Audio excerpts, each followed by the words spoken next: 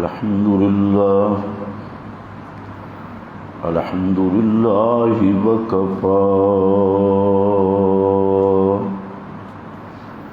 والصلاة والسلام على سيد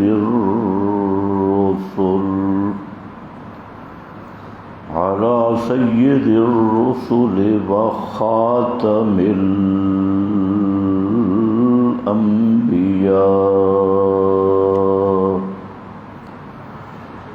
أما بعد فأعوذ بالله من الشيطان الرجيم بسم الله الرحمن الرحيم لقد رضي الله عن المؤمنين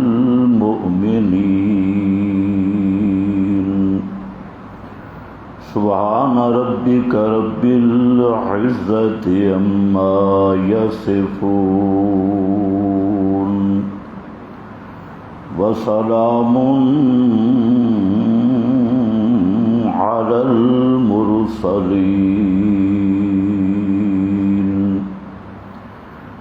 والحمد لله رب العالمين۔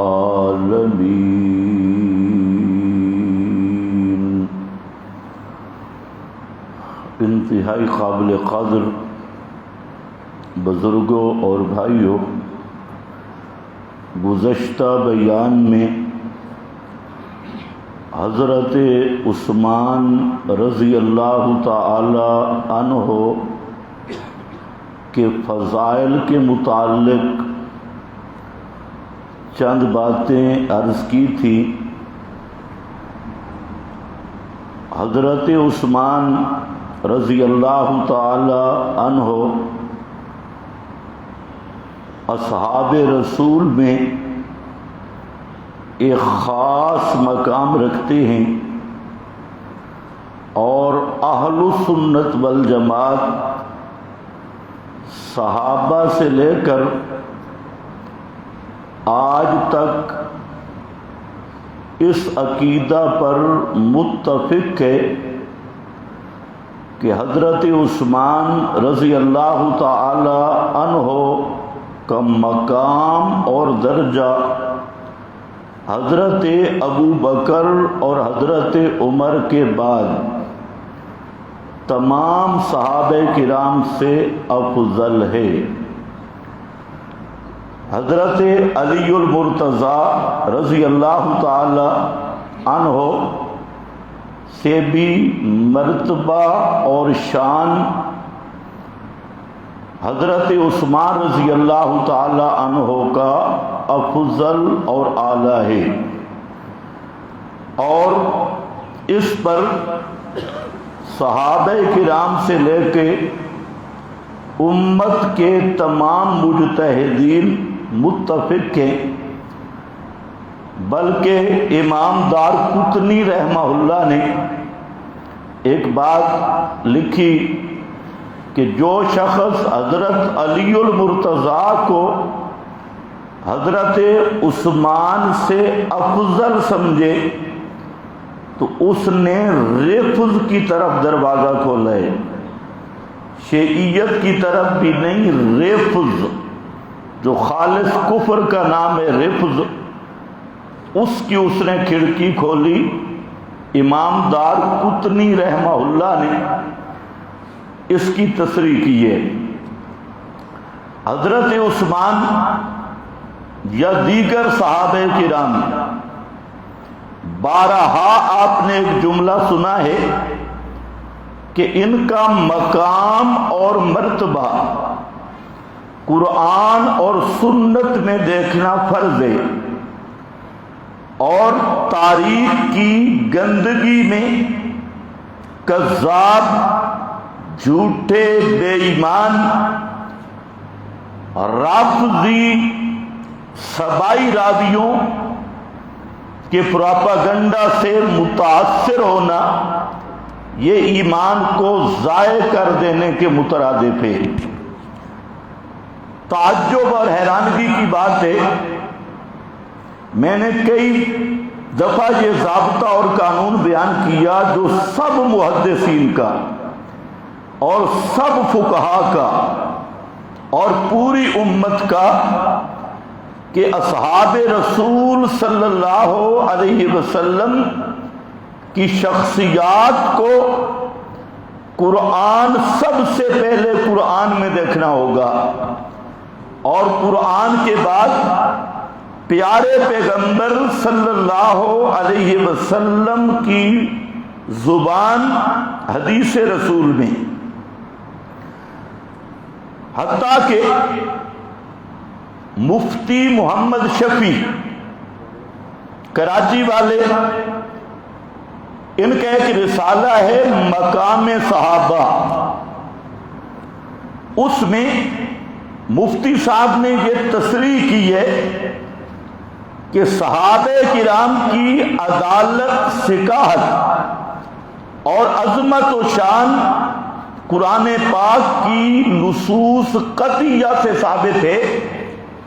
اس لیے اگر کوئی روایت، چاہے وہ بخاری مسلم کی کیوں نہ ہو، خبر واحد صحیح ہو، جس کے سارے راوی سچے ہوں، سند متصل ہو، اس میں کوئی شذوذ نہ ہو، اور محدثین جس کو روایت صحیح کہتے ہیں وہ بھی اگر ایسی آ جائے جس میں کسی صحابی پر جرح موجود ہو اور صحابی کی تنقیص ہو، تو مفتی شفیع صاحب فرماتے ہیں کہ وہ روایت تو واجب الرد ہوگی، اسے رد کرنا ضروری ہے، اور صحابہ کی عظمت جو قرآن نے بیان کی ہے اس پر ایمان رکھنا ضروری ہے۔ یہ اس لیے میں نے بات کر دی مفتی صاحب کی، کیونکہ آج کل فتنہ کراچی سے اٹھ رہا ہے۔ ایک کتاب لکھی گئی تاریخ امت، اور اس میں مفتی شفیع صاحب کے صاحبزادہ صاحب کے بھی دستخط ہیں، تصدیق ہے، تقریض ہے باقاعدہ، اور بھی بڑے بڑے حضرات کی تقریضوں سمیت وہ کتاب شائع ہوئی، تاریخ امت۔ جامعۃ الرشید کا وہ محقق ہے، شائع کرنے والا، جس نے مودودی کو بھی پیچھے چھوڑ دیا اور نام رکھا تاریخ امت، اور اس پہ بڑے بڑے اکابر کی تصدیقات موجود ہیں۔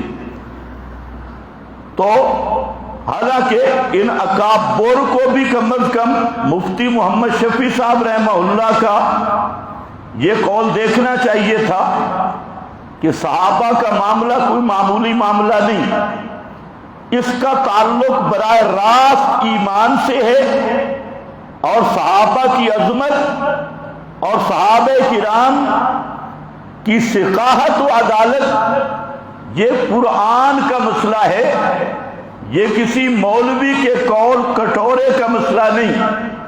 تو اب کراچی کے مولویوں نے بھی مودودی کی شاہراہ پہ چلنا شروع کیا، اور تاریخ امت کے نام پہ اتنی موٹی جلدیں لکھ ماری، جس میں خرافات، جھوٹ اور وہی بک بک ہے، صرف بولی بدلی ہوئی ہے اور مواد ہوئی ہے۔ تو اس میں بھی اب ایک جملہ اس نے لکھا کہ اکثر صحابہ وہ حضرت عثمان کو حضرت علی سے افضل مانتی ہیں، اکثر صحابہ۔ تو اس کا کیا مطلب ہوا کہ بعض افضل نہیں مانتے، تو ان کا پھر نام بھی بتانا چاہیے، کون افضل نہیں مانتے؟ حالانکہ بخاری شریف کی تصریحات موجود ہیں کہ خود صحابہ کہتے ہیں کہ ہم زمان رسول میں ابو بکر، اس کے بعد حضرت عمر اور اس کے بعد حضرت عثمان کے مقام اور شان کو مانتے تھے، اور اس کے بعد ہم صحابہ کو حسب مراتب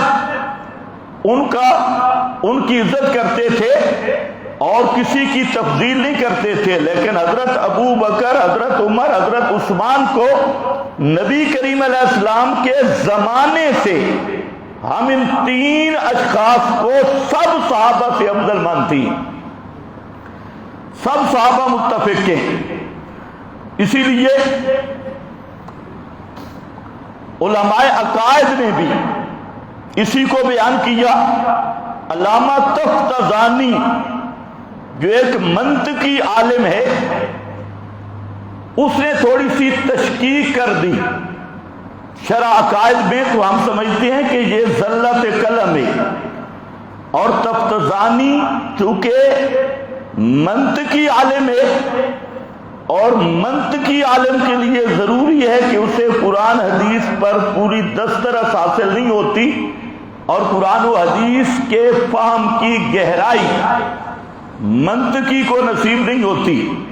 تو بہرحال تو میں اب یہ کر رہا تھا کہ حضرت مفتی محمد شفیع صاحب کا یہ فرمان، یہ چونکہ اردو میں ہے مقام صحابہ کے موضوع پر، باقی عربی تو سارے محدثین جتنے ائمہ اسماء الرجال ہیں، جب وہ بحث کرتے ہیں راویوں پر تو ہر اصول کی کتاب کے شروع میں لکھتے ہیں کہ صحابہ وہ راوی ہیں جن کی اللہ اور اس کے رسول نے توثیق کی ہے۔ اس لیے کسی محدث کا یہ شان ہی نہیں کہ وہ کسی صحابی پہ جرح کر سکے۔ اگر کوئی محدث صحابی پہ آمدن قصدن جرح کرے گا تو وہ محدث خود زندیق بنے گا، اس کے قول کا کوئی اعتبار نہیں ہوگا۔ اس پر تو ساری امت متفق ہے۔ حضرت عثمان رضی اللہ تعالیٰ عنہ یہ وہ صحابی ہیں جن کو نبی کریم صلی اللہ علیہ وسلم نے بار بار با تکرار جنتی ہونے کی خوشخبری دی۔ بار بار صحابہ سارے جنتی ہیں، لیکن تصریحاً کئی مواقع پر نبی کریم علیہ السلام نے حضرت عثمان رضی اللہ تعالیٰ عنہ کو جنت کی خوشخبری دی۔ پھر اس سے ذرا اگلا جملہ کہ نبی پاک صلی اللہ علیہ وسلم کا حضرت عثمان کے ساتھ ایک وہ خاص تعلق ہے اور ہر صحابی نبی کریم علیہ السلام کے احترام کا پابند ہے، لیکن حضرت عثمان وہ شخصیت ہیں کہ جن کی عفت اور حیا کا احترام خود امام کائنات بھی کرتی ہیں۔ بخاری میں موجود ہے، مسلم میں موجود ہے کہ نبی کریم صلی اللہ علیہ وسلم تشریف فرمائے اور آپ کی پنڈلی مبارک سے چادر ہٹی ہوئی ہے۔ بعض راویوں سے یہاں غلطی ہوئی، انہوں نے ران کا لفظ کہہ دیا فخذ، حالانکہ یہ جو ران ہے یہ سطر میں داخل ہے اور جمہور امت اس پر متفق ہے۔ گھٹنے سے اوپر سطر ہے، اور امام ابو حنیفہ رحمۃ اللہ علیہ وہ فرماتے ہیں یہ گھٹنا بھی سطر میں داخل ہے۔ تو ران کی بات نہیں، یہ بعض راویوں سے غلطی ہوئی۔ جو صحیح احادیث آ رہی ہے اس میں ساق کا لفظ ہے، اور ساق کس کو کہتی ہیں؟ پنڈلی، گھٹنے سے نیچے۔ تو آپ صلی اللہ علیہ وسلم کی چادر مبارک ساق سے ہٹی ہوئی تھی، تو ساتھ صدیق اکبر بھی تشریف فرما تھے، حضرت فاروق اعظم بھی، حضرت عثمان تشریف لائے۔ تو نبی کریم علیہ السلام اٹھ کر بیٹھ گئے اور چادر مبارک نیچے کر لی۔ بعد میں سوال ہوا نبی کریم علیہ السلام سے کہ آپ نے حضرت ابو بکر صدیق بیٹھے تھے اور چادر اوپر نہیں کی ساتھ سے، اسی طرح حضرت عمر رضی اللہ تعالیٰ عنہ وہ بیٹھے تھے، تو آپ نے ہیئت نہیں بدلی، اور جب حضرت عثمان تشریف لائے تو آپ نے ہیئت بدل دی اور چادر مبارک پنڈلی پہ کر لی۔ تو آپ صلی اللہ علیہ وسلم نے فرمایا الا استحجی من رجل یستحجی منہ الملائکہ، کیا میں اس آدمی سے حیا نہ کروں جس سے فرشتے بھی حیا کرتی ہیں؟ اب یہ جملہ صرف حضرت عثمان کے لیے، جماعت صحابہ میں سے فرمایا کہ حضرت عثمان وہ ہے جس سے فرشتے بھی حیا کرتے ہیں، کاش مودودی بھی حیا کر لیتا، اور کاش یہ کراچی کے مورخین بھی حیا کر لیتے، ان کو حیا نہیں۔ جہاں تک روافض کی بات ہے تو روافض پہ تو ہمیں ارمان ہی نہیں، ان کا تو حق بنتا ہے جو جس مذہب کے وہ پیروکار ہیں اور جس مذہب کے وہ ترجمان ہیں، تو وہ اگر حضرت عثمان پہ تنقید کریں تو وہ تو اپنے لقموں کو حلال کر رہے ہیں، کیونکہ روافض کا ٹولہ یہ تو یہودیت کی پیداوار ہے۔ اگر یہودی حضرت عثمان کو بکواس کرے تو یہودی کا تو حق بنتا ہے، کیونکہ حضرت عثمان نے یہود و نصارہ کے سارے کلے مسمار کر دیے، ان کی حکومتیں ختم ہو گئی، ان کا زور ٹوٹ گیا۔ تو اس لیے رافضی سبائی عبداللہ ابن سبا کی نسل سے اور ایرانی نسل سے اگر کوئی حضرت عثمان پہ تنقید کرتا ہے تو وہ تو بیچارے اپنا کھاتا پورا کرنا چاہتی ہیں۔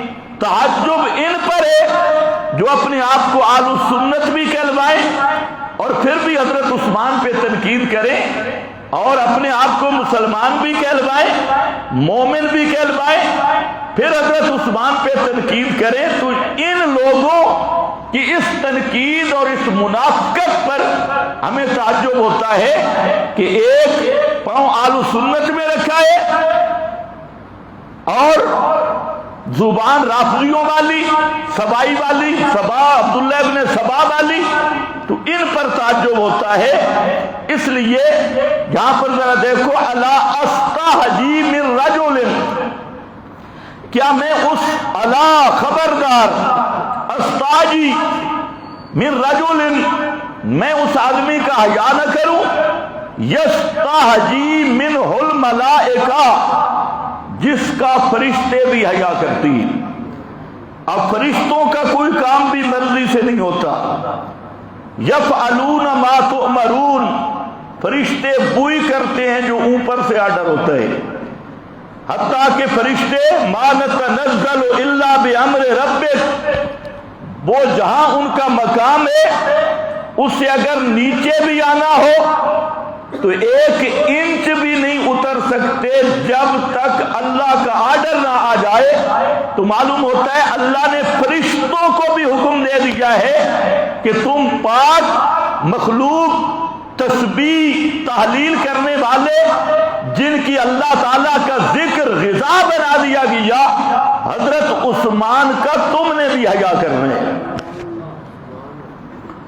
اور فرشتوں کے مقابل کون ہوتا ہے پتہ ہے آپ کو؟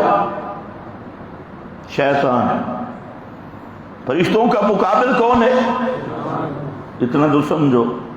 معلوم ہوتا ہے جو حضرت عثمان کا حیا کرتا ہے وہ فرشتہ صفت ہے، اور جو حضرت عثمان پہ تنقید کرتا ہے تو وہ ابلیس صفت ہے، شیطان صفت ہے، چاہے وہ سنیوں کے رنگ میں ہو یا رافضیوں کے رنگ میں ہو، اور یہی وجہ ہے کہ جب نعمت کی ناقدری کرو گے، اللہ تعالیٰ کا ضابطہ ہے وَلَئِن كَفَرْتُمْ إِنَّ عَذَابِي، فرمایا میری نعمتوں کا شکر کرو، اگر میری نعمتوں کی ناشکری کرو گے تو سب سے پہلا عذاب کیا ہوگا؟ فرمایا نعمت چھن جائے گی، اللہ تعالیٰ وہ نعمت چھین لیں گے، تو جس نعمت کی ناشکری ہوگی وہ نعمت چھن جائے گی۔ تو روافض وہ بدبخت ٹولہ ہے ابن سبا کا کہ جنہوں نے صحابہ جیسی نعمت انعام کی ناقدری کی، اور صحابہ یہ عکس تھے، جمال اور جلال محمدی کا آئینہ تھے، صفات محمد مصطفیٰ صلی اللہ علیہ وسلم کا، سنت محمد الرسول اللہ کا، اسوہ طریق محمد مصطفیٰ کا عکس تام وہ پیغمبر کریم کے صحابہ ہیں۔ اگر پیغمبر کا ہنسنا ملے گا تو پیغمبر کے صحابہ میں، پیغمبر کی چلنا ملے گا پیغمبر کے صحابہ میں، پیغمبر کا اخلاق ملے گا پیغمبر کے صحابہ میں، پیغمبر کا ہنسنا ملے گا پیغمبر کے صحابہ میں، پیغمبر کا غصہ دیکھنا ہو تب بھی پیغمبر کے صحابہ کو دیکھ لو۔ تو صحابہ آئینہ عکس ہیں جمال صفات محمد مصطفیٰ صلی اللہ علیہ وسلم کا۔ تو اللہ کے محبوب اس کائنات میں اور انسانوں میں سب سے زیادہ حیا والے، اور اللہ کے محبوب کے حیا کا عکس، حجیٌ ہونے کا عکس وہ حضرت عثمان رضی اللہ تعالیٰ عنہ، یہ آئینہ ہے حیا محمد مصطفیٰ کا۔ اس لیے جن لوگوں نے حضرت عثمان پر تنقید کی، اللہ نے ان کے گھروں سے حیا کو ختم کر دیا۔ اس لیے اقرار انکار کی جہاں ضرورت نہیں، نشانیاں لگی ہوں گی، اور جہاں بھی آج بھی طوائف کے چکلوں پہ رونق صرف ان لوگوں کی ہے جو حضرت عثمان کے دشمن ہیں، انہی کی رونق ہے۔ گھروں پہ پنجا، جھنڈا، کالا جھنڈا لگائے، آپ کو معلوم نہیں، بخاری اٹھاؤ، یہ جھنڈے، علم اور پنجے یہ کون لگاتی تھی؟ عرب کی طوائف اسلام سے پہلے جو لوگوں کو بدکاری کی دعوت دیا کرتی تھی، ان کے گھر پہ جھنڈا لگاتی، خاص قسم کا علامت ہوتی ہے، یہاں ہر قسم کی سہولت میسر ہے، تشریف لے آؤ، تو یہ تشریف لے آنے کی وہ دعوت دیتی۔ اور آج یہ علم اور جھنڈا اسی کا نام متا رکھ دیا گیا تھا، کوئی جہلیت کا زنا، اس کا نام متا رکھ کے آج بھی وہی دعوت دی جا رہی ہے۔ دنیا میں ہندو، سکھ، مجوسی، یہودی، نصرانی، کوئی مذہب آپ دیکھ لیں، کسی مذہب میں بھی زنا کی تعریف نہیں ملے گی، بدکاری کی تعریف آپ کو نہیں ملے گی، مزہ سرائی نہیں ملے گی، اور زنا اور بدکاری کی آپ کو فضائل نہیں ملیں گے۔ اگر زنا اور بدکاری کے فضائل ہیں تو صرف دشمنان صحابہ کے اندر وہ اس کا نام انہوں نے متا رکھا، اور پوری زندگی متا کے فضائل۔ اب اگر کہتے زنا کی فضیلت یہ ہے، کوئی بھی حیا والا ماننے کے لیے تیار نہیں تھا، لیکن انہوں نے کہا متا شریف، متا والی فقیرنی، متا والا فقیر جب غسل کرتا ہے تو کہتے ہیں اس کے ایک ایک قطرے سے ایک ایک فرشتہ پیدا ہوتا ہے، اور وہ قیامت تک تسبیح کرتے ہیں۔ اب اس کے لیے استغفار اور تسبیح کرتے ہیں، اس فقیر اور ملنگ ملنگڑی، تو ان کے لیے وہ استغفار اور تسبیح کرتے ہیں۔ اب جو نوجوان سنے گا کہ ایک دفعہ متا مکالا بھی کر لیا، بدکاری بھی کر لی، اور ثواب کتنا ہے کہ ایک ایک فرشتہ ایک ایک قطرے سے وہ تسبیح کرتا رہے گا، اور ثواب اس ملنگ کو پہنچتا رہے گا۔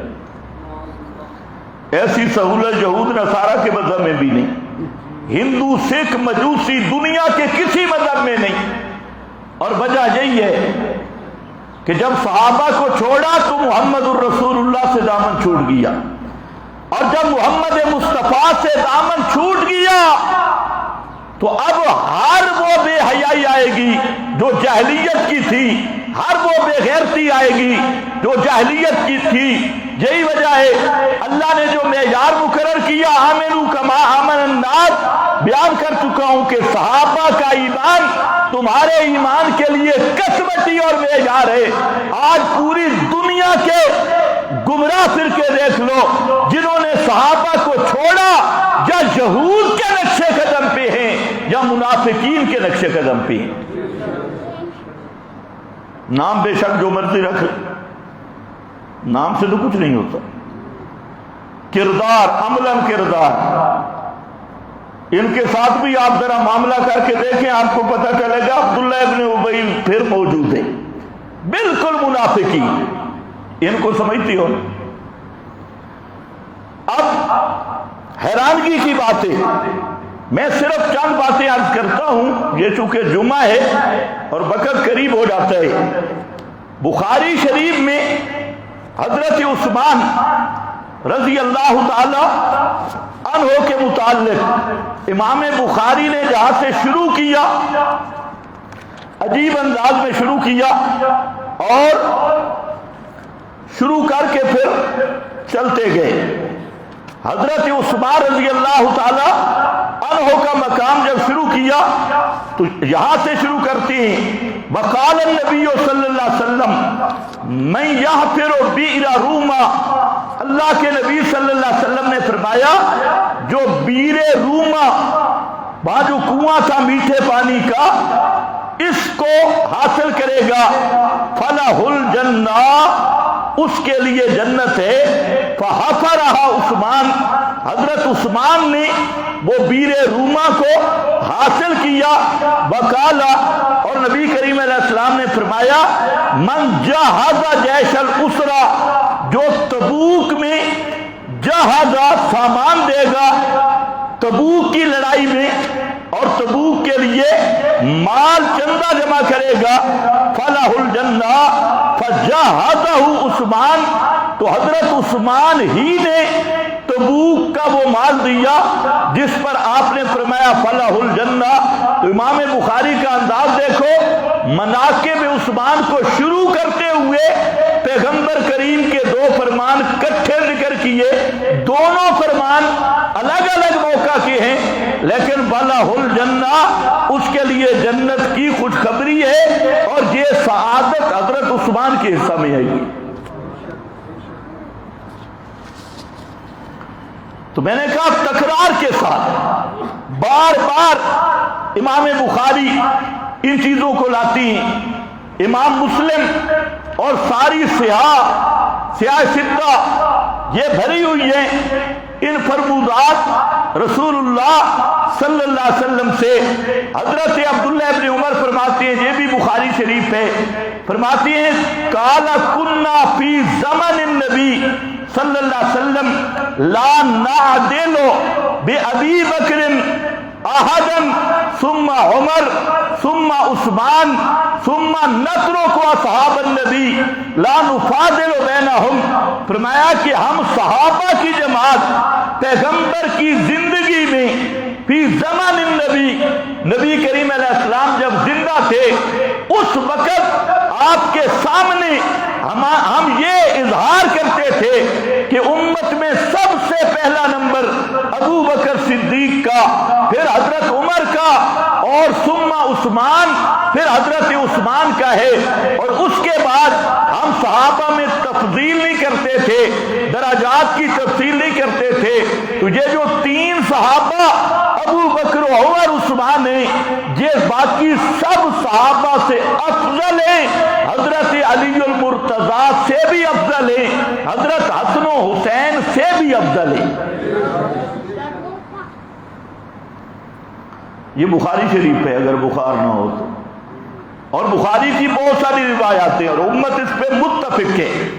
تو بہرحال آج آؤ، ہمارا چونکہ مقصد صرف فضائل سنانا نہیں ہوتا، تھوڑا تربیت مقصد ہے۔ ایک روایت خطیب بیان کرتی ہے وہ بھی سن لو۔ حیرانگی کی بات ہے یہ صحیح روایات تھی، ان کو نہیں لیں گے۔ ایک روایت بیان کرتی ہیں ترمذی شریف سے، اور وہ یہ کہ ایک شخص کا نبی پاک نے جنازہ نہیں پڑھا۔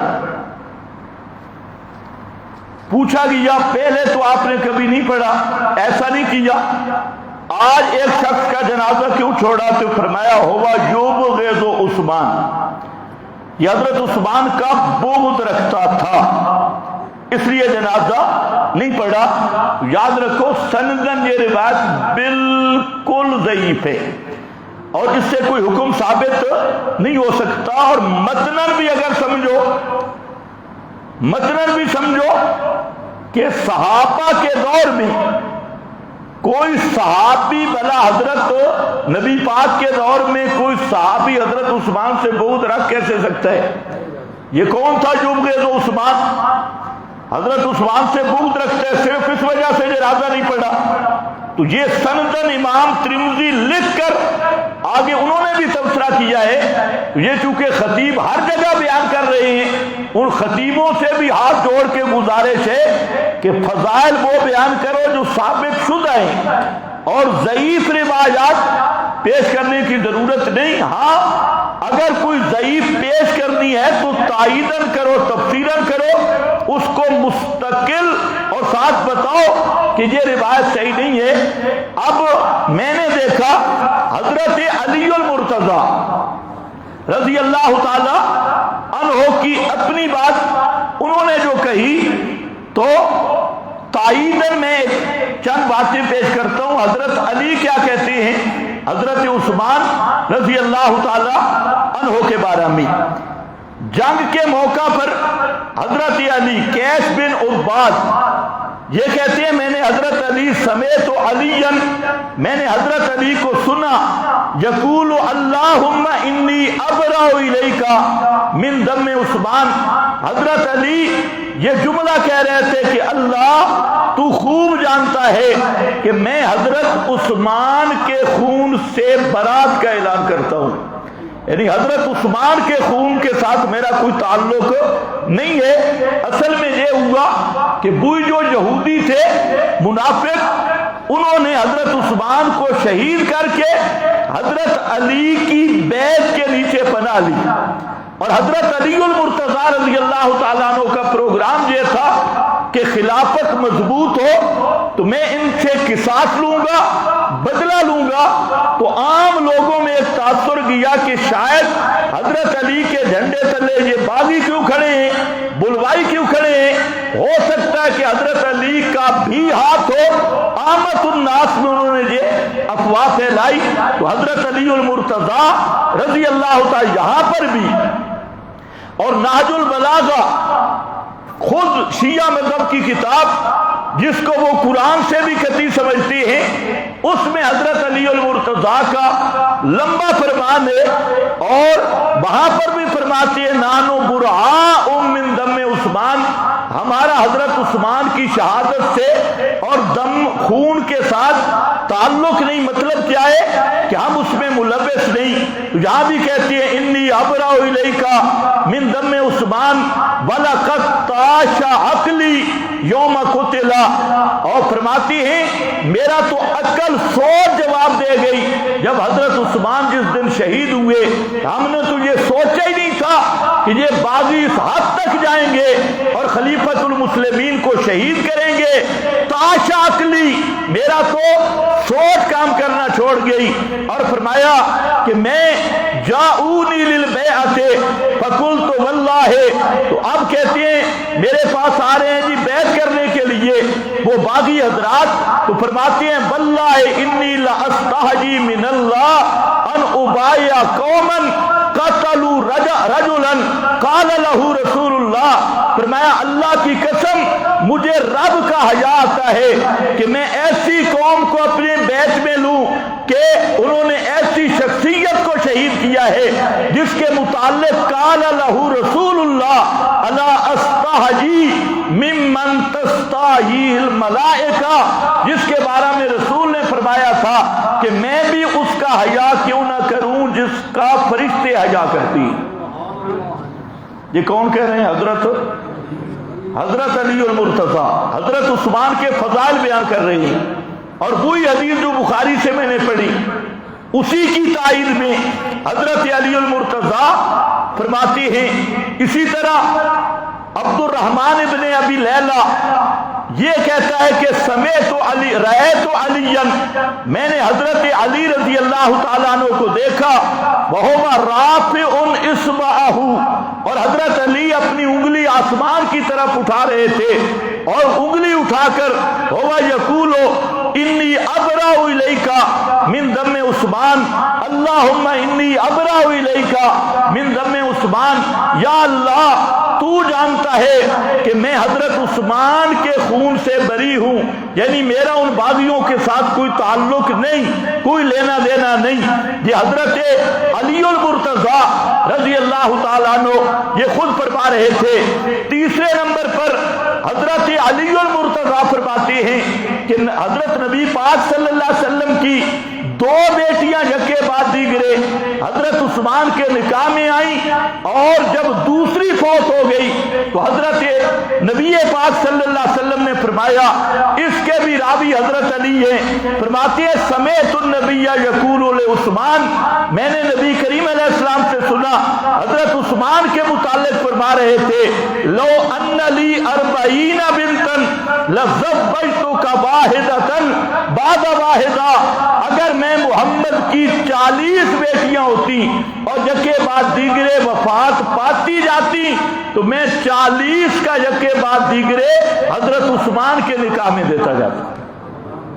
یہ کون کہہ رہے ہیں؟ حضرت علی المرتضیٰ، کہ نبی پاک صلی اللہ علیہ وسلم فرماتے ہیں اگر میری 40 بیٹیاں بھی ہوتی اور یکے بعد دیگرے ایک وفات پاتی میں دوسری حضرت عثمان کے نکاح میں دیتا، وہ پاتی حتیٰ کہ 40 لزوجتک واحدۃ بعد واحدہ حتیٰ لا یبق منہن واحدہ، یہ حضرت علی کی شہادت اور گواہی ہے۔ تو بہرحال یہ مسئلہ بالکل واضح حضرت علی اور خود اللہ کے رسول صلی اللہ علیہ وسلم حضرت عثمان کے فضائل، ان کا جنتی ہونا، ان کا مقام اور ان کا مرتبہ بیان کر رہے ہیں۔ اب جو حضرت عثمان کو بک بک کرتا ہے وہ پیغمبر کا بھی کچھ نہیں لگتا اور حضرت علی کا بھی کچھ نہیں لگتا۔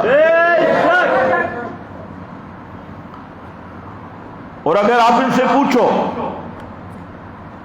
کہ جب حضرت عثمان کے گھر کا گھیراؤ ہوا تو حضرت عثمان کے باڈی گارڈ کون تھے؟ پہلے بھی میں نے سوال کیا، سوال اس لیے کہ سوال سے چبھن بڑی ہوتی۔ دروازے پہ کون تھے؟ حضرت حسن اور حضرت حسین، پہرے دار حضرت حسن اور حضرت، اس سوال کو بار بار دہراؤ کیونکہ اس سے چبھن بڑی ہے اور فریقین متفق ہیں اس بات پہ۔ اب آج کے جمعے کا دوسرا سوال ہے کہ جب وہ باغی سبائی انہوں نے گھیراؤ کیا، مسجد نبوی پہ قبضہ کیا، مدینہ منورہ پہ قبضہ کیا، تو سب سے پہلے حضرت عثمان کے دفاع میں کون نکلا؟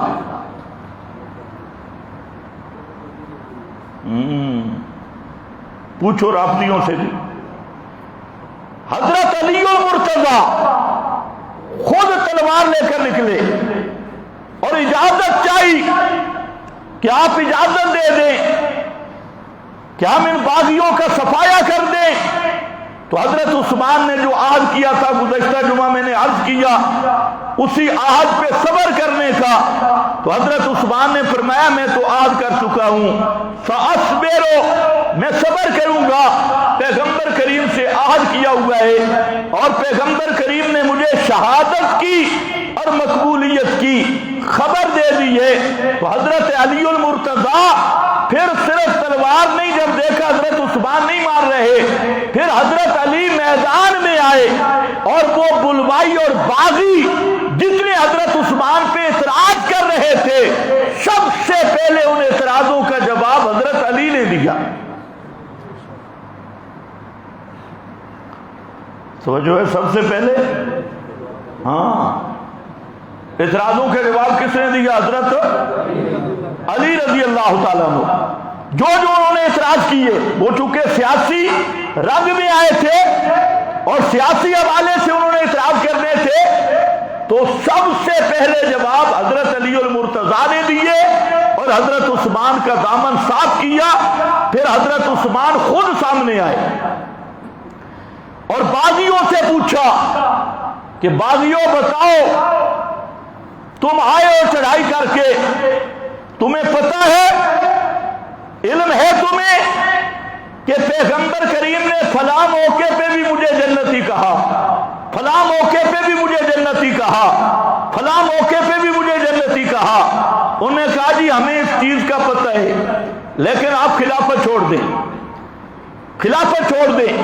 فرمایا یہ تو میں نے اللہ کے رسول سے عہد کیا ہوا ہے، خلافت تو عہد رسول میں ہے، عثمان کی جان جا سکتی ہے، پیغمبر کی جان نشینی نہیں چھوڑ سکتا، یہ کام نہیں ہوگا. تو یہ ساری باتیں ہوئی. اب یہاں پر ذرا سمجھو کہ آخری بات کر کے پھر میں آیت کی طرف آتا ہوں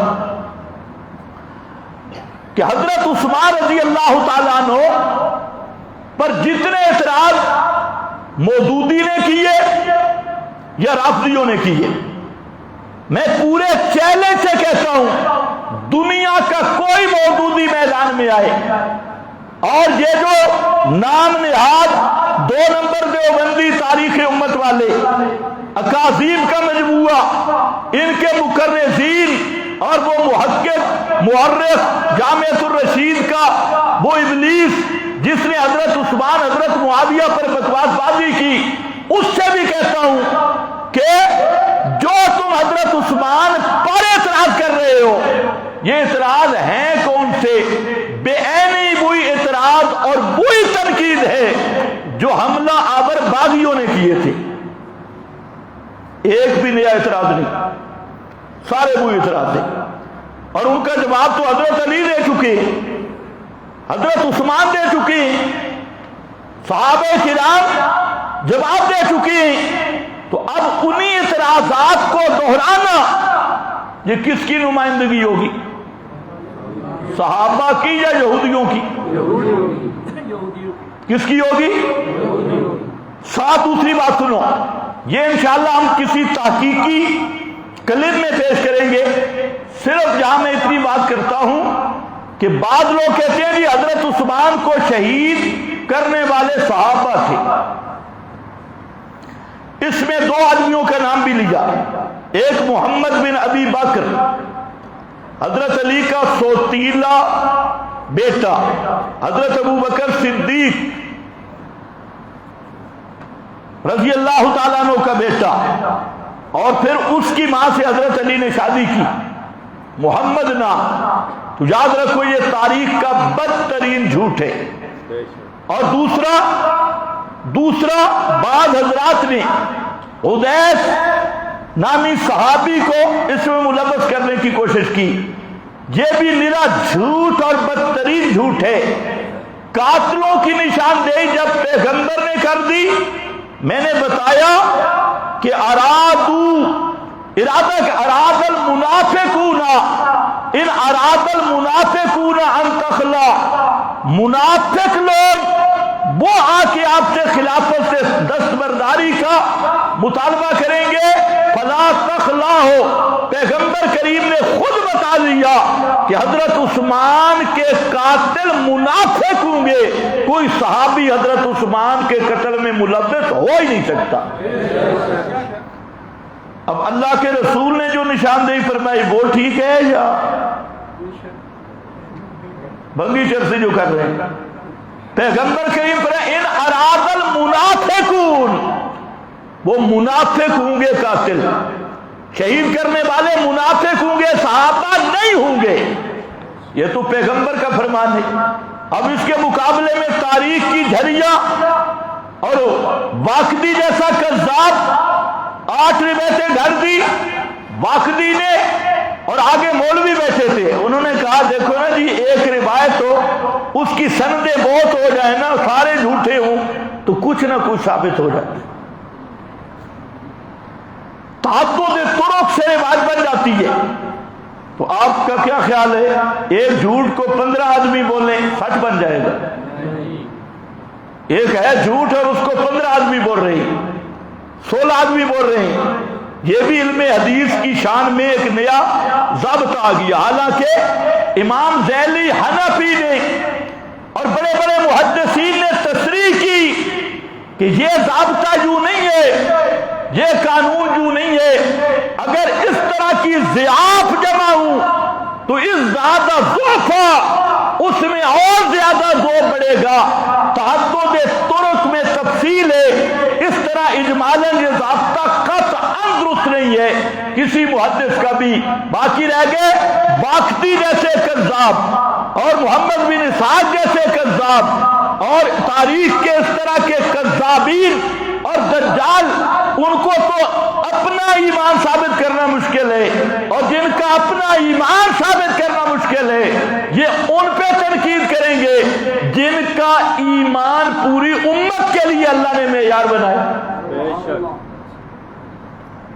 یہ سوچنے کا مقام۔ اب آؤ باقی اس پر جو اعتراض جواب وہ انشاءاللہ میں نے پچھلے جمعہ پہ بھی کہا کہ الفرقان آئی سے مکمل آئے گا انشاءاللہ، پورے حوالوں کے ساتھ کہ ان لوگوں نے لیا کہاں سے ہے۔ تعجب ہے یہ چونکہ عام جمعے کا اجتماع ہے، خالص علمی گفتگو شاید بات کو سمجھ نہ آئے۔ یہ جو انہوں نے کہا حضرت عثمان جی کنبہ پرور تھے، کنبہ اکریبہ پرور تھے، اگر آپ کو پتہ چل جائے نا یہ اعتراض آیا کہاں سے ہے تو آپ کے پاؤں کے نیچے سے زمین نکل جائے گی۔ دلیل کیا ہے؟ اکریبہ پرور تھے، دلیل کیا؟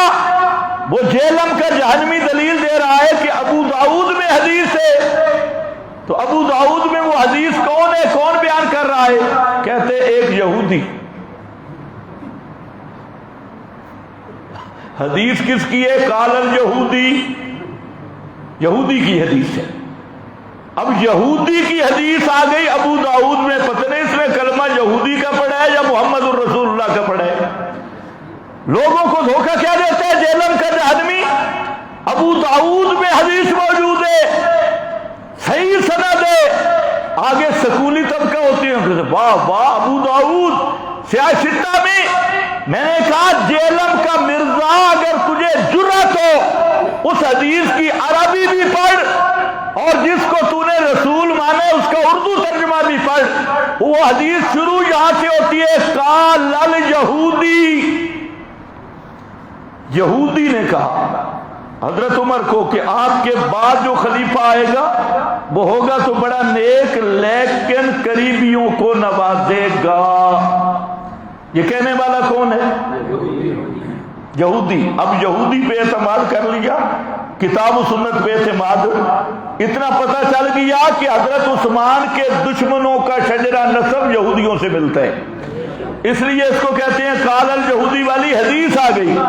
تو وہ دلچسپ کہانی ہے۔ آؤ اشاعت التوحید و سنہ جب قرآن نہ پڑھے تو مزہ نہیں ہوتا، جو مرضی ادھر ادھر۔ حضرت عثمان کے لیے ایک تو حضرت علی کا فرمان سورۃ المائدہ میں ایک آیت ہے جس میں اللہ نے بعض آدمیوں کی شان بیان کی اور 3 دفعہ اتقوا، 3 دفعہ فرمایا وہ متقی ایک ہی آیت میں، پھر 2 دفعہ آمنوا اور 1 دفعہ محسنین، ایمان کو 2 مرتبہ بیان کیا، تقوی کو 3 مرتبہ بیان کیا، اور پھر آخر میں محسنین احسان جو تقوی سے بھی اوپر والا درجہ ہے، وَاعْبُدْ رَبَّكَ كَأَنَّكَ تَرَاهُ، وہ مقام جو خال خال لوگوں کو نصیب ہوتا ہے۔ حضرت علی المرتضیٰ فرماتے ہیں لوگوں اگر عثمان کو دیکھنا ہے تو اس آیت کو پڑھو۔ جہاں 3 مرتبہ تقوی کا ذکر، 2 مرتبہ ایمان کا، 1 مرتبہ احسان کا، اور ہم کہتے ہیں وہ بھی پڑھو، اور حضرت عثمان کو دیکھنا ہے تو یہ بھی پڑھو، سورۃ الفتح۔ اس میں اللہ نے بیان کیا حدیبیہ کا واقعہ، صلح حدیبیہ، لمبی بات ہے اور وقت کے پیش نظر چند باتیں میں عرض کرتا ہوں کہ نبی پاک صلی اللہ علیہ وسلم نے خواب دیکھا، اور پیغمبر کا خواب یہی ہوتا ہے کہ ہم کعبۃ اللہ میں داخل ہوئے، خلاصہ یہ عمرہ کے لیے۔ جب آپ نے صحابہ کے سامنے خواب بیان کیا تو صحابہ کرام تو مجاہدین کی جماعت تھی، ان کا جذبہ ابھرا اور شوق تازہ ہوا کعبۃ اللہ کی زیارت کا کہ ہم پھر ایک دفعہ کعبہ دیکھ لیں اور عمرہ ہونا چاہیے۔ تو جیسے صحابہ میں یہ خبر پھیلی، اب وہ خواب تھا، اور خواب میں یہ تعین نہیں تھی کہ اس سال ہے یا اگلا سال ہے، اور عالم الغیب کون ہے؟ اللہ ہے۔ خواب ایک اشارہ تھا۔ پیغمبر کریم صلی اللہ علیہ وسلم نے صحابہ کے جب جذبات دیکھے، شوق دیکھا اور کعبۃ اللہ کا اشتیاق دیکھا، تو آپ نے اعلان کیا سارے چلو عمرہ کر کے آتی۔ بہت لمبا واقعہ ہے۔ عمرے پہ چلے، مشرکین مکہ کو جب پتہ چلا تو انہوں نے کہا ہم عمرہ نہیں کرنے دیں گے۔ وہ کئی انہوں نے رکاوٹیں پیدا کی، حتیٰ کہ امام کائنات صلی اللہ علیہ وسلم حدیبیہ کے مقام پہ آ کے آپ رک گئے، اور جہاں پر سفیروں کا سلسلہ جاری ہوا، مکہ کی طرف سے کئی سفیر آئے، آپ صلی اللہ علیہ وسلم کی ساتھ مذاکرات کرنے کے لیے۔ مکہ والے ڈرے ہوئے تھے کہ کہیں عمرے کا بہانہ ہی نہ ہو، جو خود بے ایمان ہو وہ دوسرے پہ بھی اعتماد بڑا مشکل سے کرتا ہے، تو انہوں نے سمجھا کہیں عمرے کے بہانے سے قبضہ ہی نہ کرنا ہو۔ پیغمبر کریم صلی اللہ علیہ وسلم نے صاف فرمایا کہ آپ دیکھیں ہم حدیث ہاتھ لائے ہیں، اور اونٹوں کو دیکھ لو، عمرے کی تیاری سے آئے ہیں، ہتھیار نہیں لائے، ہم عمرہ کر کے واپس چلے جائیں گے اور تمہیں کوئی نہیں چھیڑیں گے۔ بہرحال وہاں مشرکین نے بڑا میدان پہلے تو الجھانے کی کوشش کی کہ کچھ نہ کوئی لڑائی ہو، کسی مقام پہ 70 آدمی کبھی 200 آدمی بھیجا کہ لڑائی ہونی چاہیے، لیکن صحابہ کرام نے بڑی سلامتی کے ساتھ ان کو پکڑ لیا۔ مشرکین کے جنگجو آئے تھے، فوجی حضرات، یہ آگے مجاہد تھے، مجاہد اور فوجی کا کیا مقابلہ۔ انہوں نے پکڑ لیا آرام سے، ہتھیار بھی لے لی۔ آپ صلی اللہ علیہ وسلم نے فرمایا چلو آپ چلے جاؤ۔ مقصد تھا ان کا کہ لڑائی ہو، آپ کی حکمت یہ تھی کہ لڑائی نہ ہو، اور مکہ والوں کی پوزیشن واضح ہو کہ یہ لوگ کعبۃ اللہ پہ بھی قبضہ کر کے بیٹھے ہوئے۔ خیر وہاں بڑا کئی معجزات کا بھی ظہور ہوا، کئی دن قیام ہوا۔ صحابہ کہتے ہیں پانی ختم ہو گیا، تو نبی کریم صلی اللہ علیہ وسلم نے فرمایا کہ کسی کے پاس کوئی پانی کا برتن ہے لائے۔ پانی کا برتن رکھا گیا تو آپ نے اللہ سے دعا کی۔ دعا کس سے دعا کی؟ جی یہ معجزہ کی حقیقت آ رہی۔ اللہ سے دعا کی، دعا کرنے کے بعد آپ نے ہاتھ مبارک رکھ دیا اس برتن میں، اور جب پیغمبر کریم نے برتن میں ہاتھ رکھا تو اللہ کے نبی کی انگلیوں سے پانی کے فوارے جاری ہو گئے، چشموں سے جیسے پانی آتا ہے انگلیوں کے درمیان سے، اور صحابی کہتا ہے کہ پورا کنواں بھر گیا، اور 1500 یا 1400 یا 1300 تینوں روایات تھیں، 1500 صحابہ نے پانی پیا، اپنے اونٹوں کو پلایا، وضو کیا، جن کو ضرورت تھی غسل کیا، اور حضرت انس کہتے ہیں کہ کنواں اسی طرح امڑ رہا تھا اور اگر 100,000 ہم 1,00,000 بھی ہوتے تو پانی ختم نہ ہوتا. اس معجزے کا وہاں ظہور ہوا. پھر سفراء آ گئے. ایک سفیر صاحب آئے, نبی کریم صلی اللہ علیہ وسلم کے پاس آ کر بیٹھے, اور دیہاتیوں کی عادت ہوتی ہے جب بات کرتے ہیں تو داڑھی کی طرف ہاتھ بھی کرتے ہیں. وہ آپ کی داڑھی مبارک کی طرف آگے ہاتھ کرتا تھا. ساتھ ایک آدمی کھڑا تھا, اس نے اوپر چادر کی ہوئی تھی, اور ایک دفعہ اس نے ہاتھ کیا, اس نے کہا اخر یدا کا. اس نے کہا اپنا ہاتھ پیچھے کر, پلیت ہاتھ ہے, پاک داڑھی کے قریب نہ جائے. اس نے پھر ہاتھ آ دی, اس نے ٹھوکر لگائی تلوار کی. اس نے کہا اب تیسری دفعہ اگر ہاتھ آگے کیا نا, انسان کا بچہ بن کے بیٹھ, بات کر منہ سے, پیغمبر کی داڑھی کی طرف ہاتھ نہ کرنا. اب اگر ہاتھ کیا تو ہاتھ واپس نہیں آئے گا. جب اس نے للکارا, وہ بول پڑا جی یہ کون ہے جس نے چادر ڈالی ہوئی ہے؟ تو آپ نے فرمایا مغیرہ. یہ مغیرہ اس سفیر کا بھتیجا تھا, وہ چچا تھا.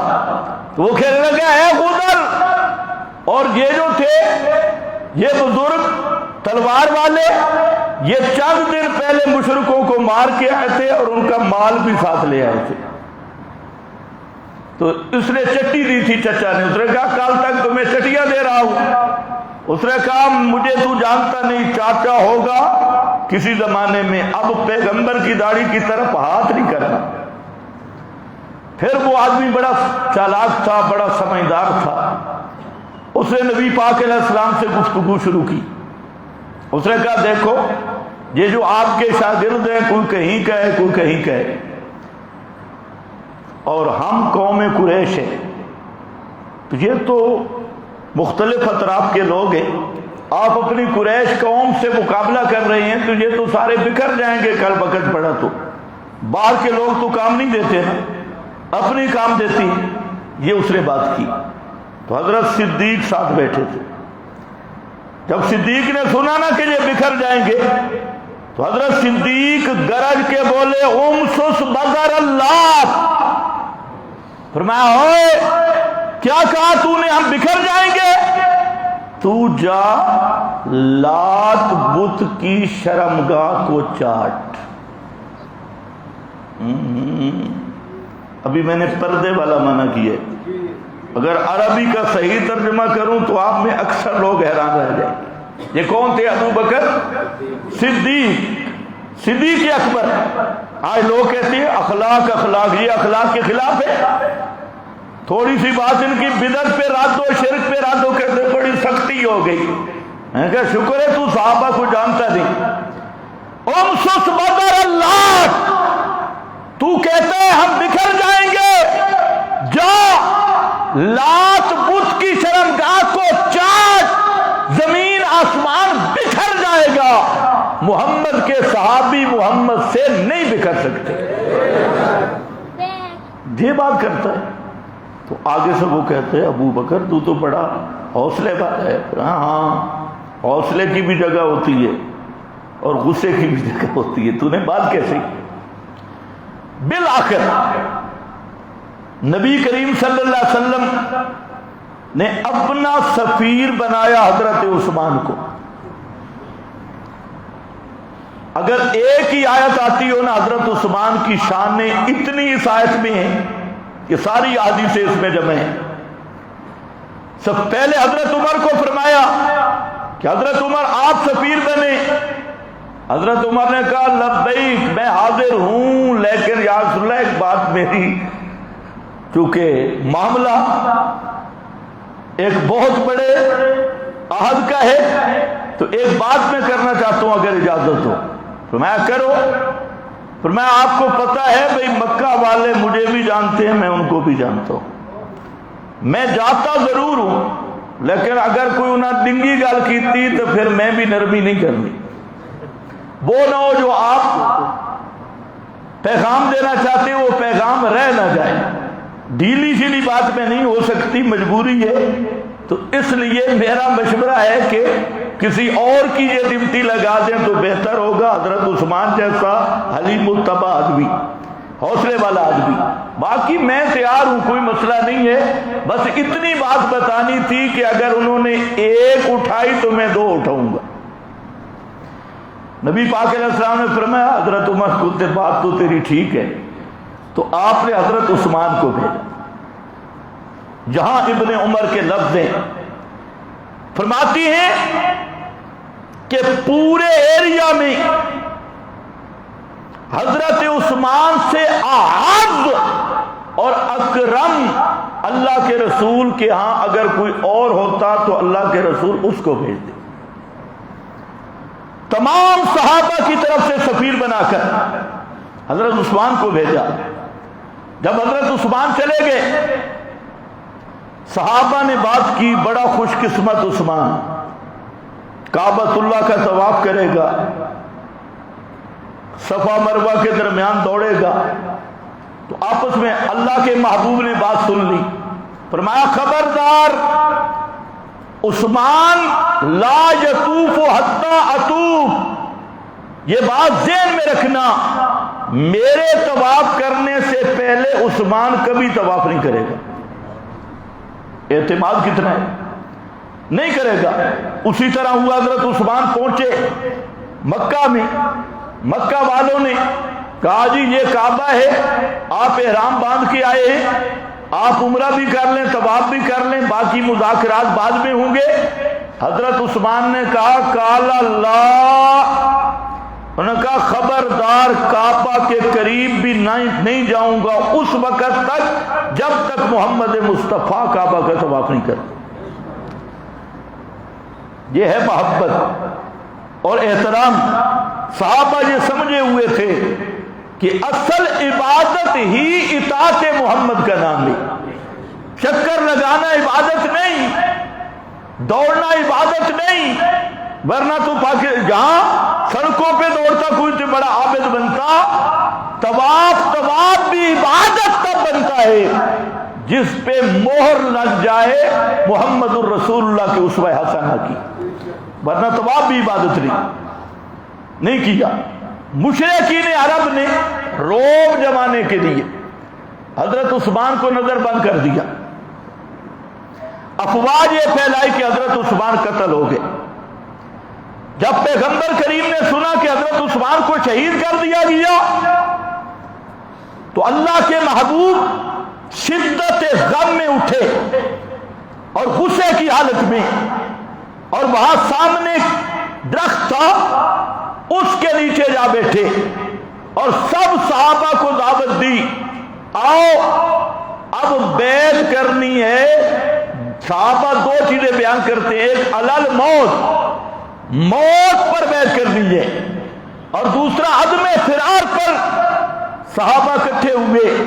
پیغمبر کریم کہ وہ منظر بھی دیکھنے والا تھا. جب حضرت عثمان کی شہادت کی خبر جو ہی ملی، اب پیغمبر کریم کا ہاتھ ہے، صحابہ بیعت کر رہی ہے.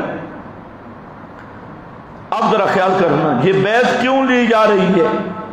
حضرت عثمان رضی اللہ تعالی عنہ کی وجہ سے، لأجل عثمان، حضرت عثمان کی وجہ سے اب 1400 صحابہ پیغمبر کریم کے ہاتھ پہ ہاتھ رکھ رہے ہیں اور مرنے پر بیعت کر رہے ہیں کہ ہم جہاد کریں گے. حالانکہ ہتھیار نہیں ہے، تیاری نہیں، عمرے کے لباس میں اور حدیثات ہیں اور مسافرت ہے، سفر کی حالت ہے.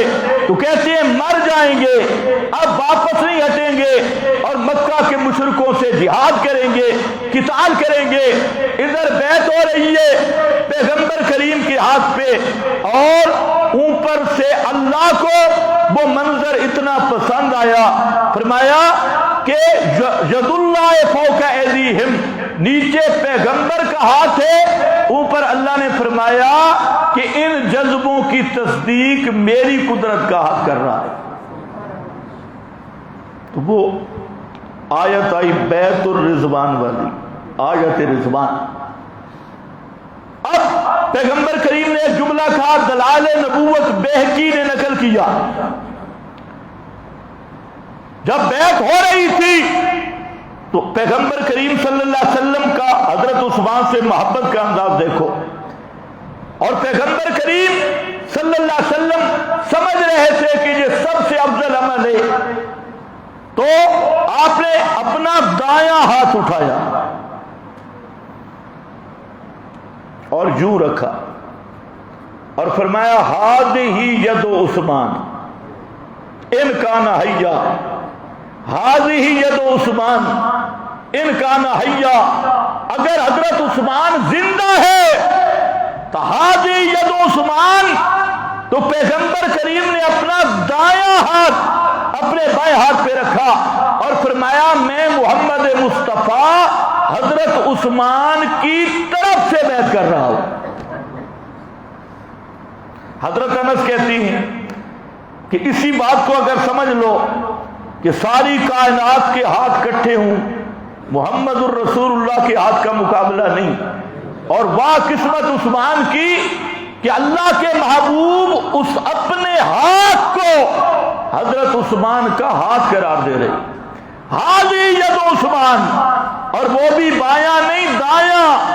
حضرت عثمان خود کہتے تھے شمال رسول اللہ، پیغمبر کریم کا بایاں ہاتھ خیر من جمینی، وہ میرے دائیں ہاتھ سے بہتر ہے، لیکن پیغمبر کریم نے بایاں ہاتھ نہیں دایاں ہاتھ سے حضرت عثمان کی طرف سے بیعت کی۔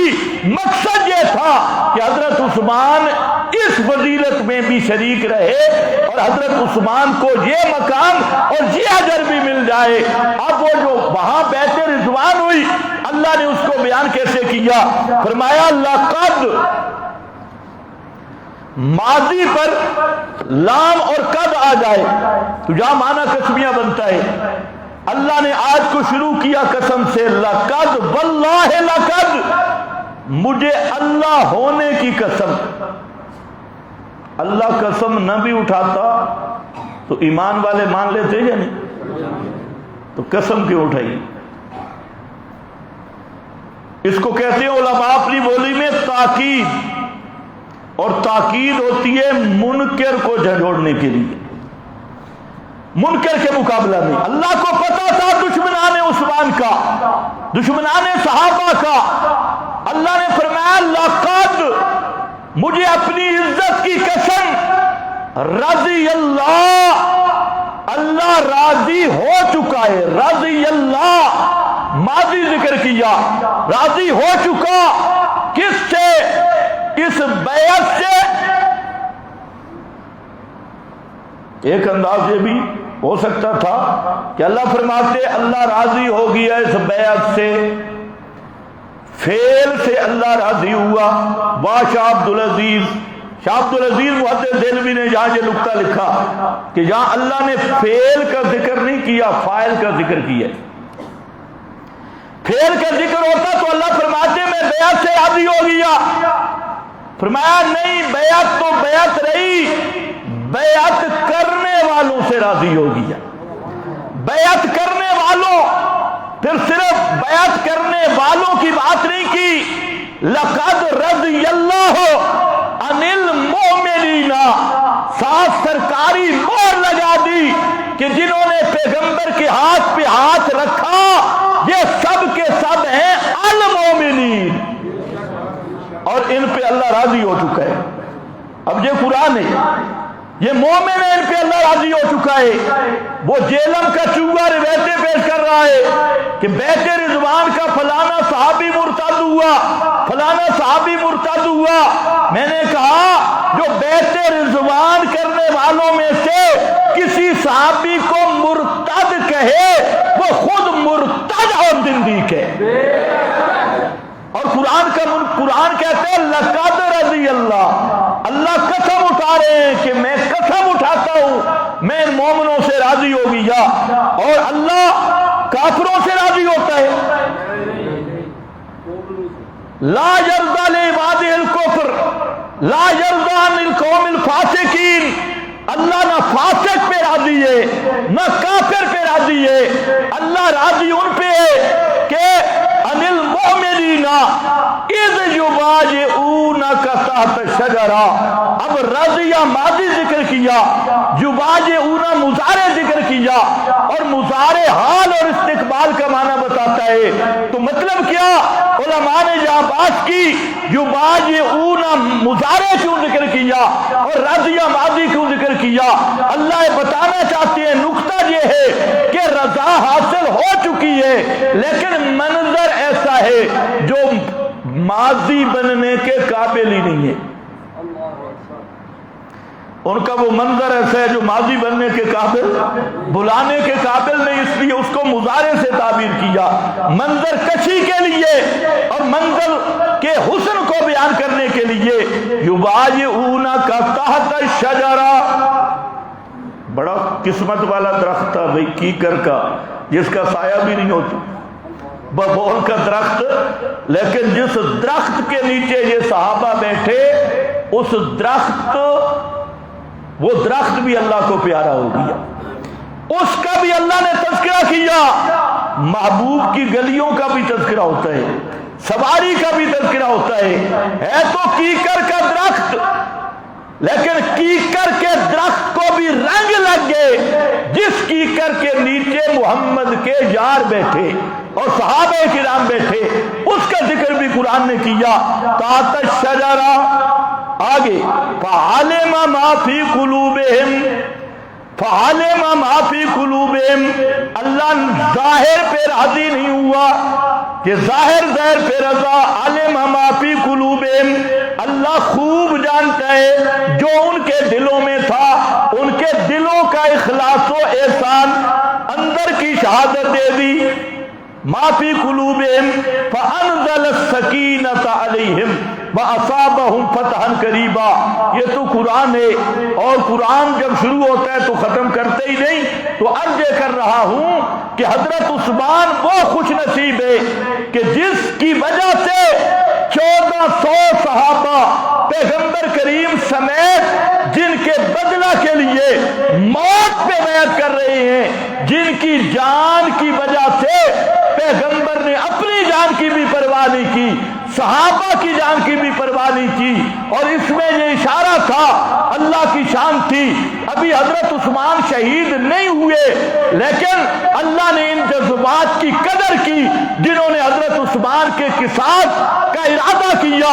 حضرت عثمان شہید بعد میں ہونے والے تھے، تو جس آیت میں اگر غور کیا جائے تو بعد میں حضرت عائشہ صدیقہ اور جو صحابہ قصاص عثمان کے لیے اٹھے، ان کے لیے اس میں دلیل ہے کہ حضرت عثمان کا خون کوئی عام خون نہیں ہے، قصاص کا مسئلہ کوئی عام مسئلہ نہیں ہے، اس پہ تو 1400 صحابہ بیعت کر چکے۔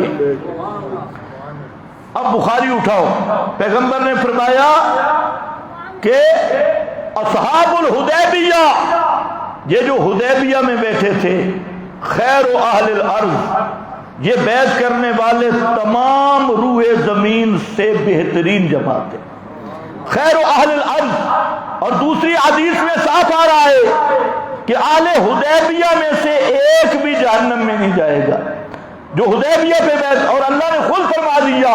میں بتانا یہ چاہتا ہوں کہ صحیح حدیث وہ ہوتی ہے جو قرآن کے ساتھ چلتی ہے، پیغمبر کا فرمان بھی یہی ہے، قرآن کا فرمان بھی یہی ہے۔ اس لیے اب حدیبیہ کی یہ سلو، اس کا سیرا حضرت عثمان رضی اللہ تعالی عنہ اور شان و مقام، یہ ایک ہی آیت حضرت عثمان کی وہ شان بیان کر رہی ہے کہ دنیا میں اس کی کوئی نظیر ہی نہیں ہے۔ ایک مسئلہ تم بھی بتا دو، حضرت عثمان نظر بند ہوئے، نمازیں چھوڑ دی؟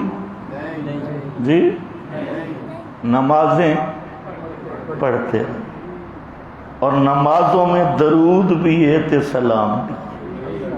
السلام علیکہ ایھا النبی اللہم صلی علی محمد۔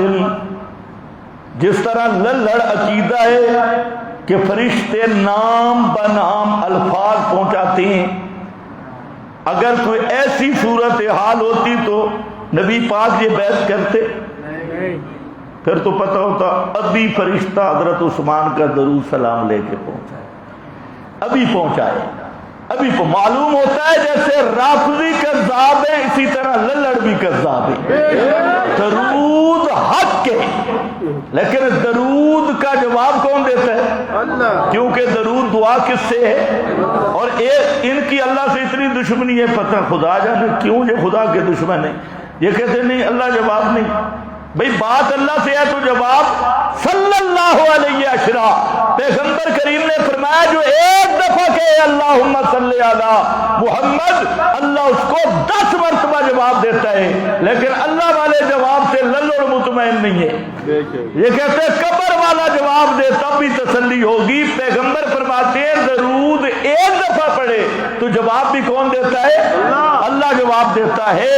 اگر یہ سننے سنانے تے کلمات پہنچانے تے حاضر ناظر تے غیب دانی تے عرض اعمال یہ باطل نظریات میں کوئی ایک چیز بھی ہوتی تو یہ بیعت نہ ہوتی. یہ بیعت بتا رہی ہے کہ للڑ بھی کذاب ہے، رضا خانی بھی کذاب ہے اور رافضی بھی کذاب ہے. وآخر دعوانا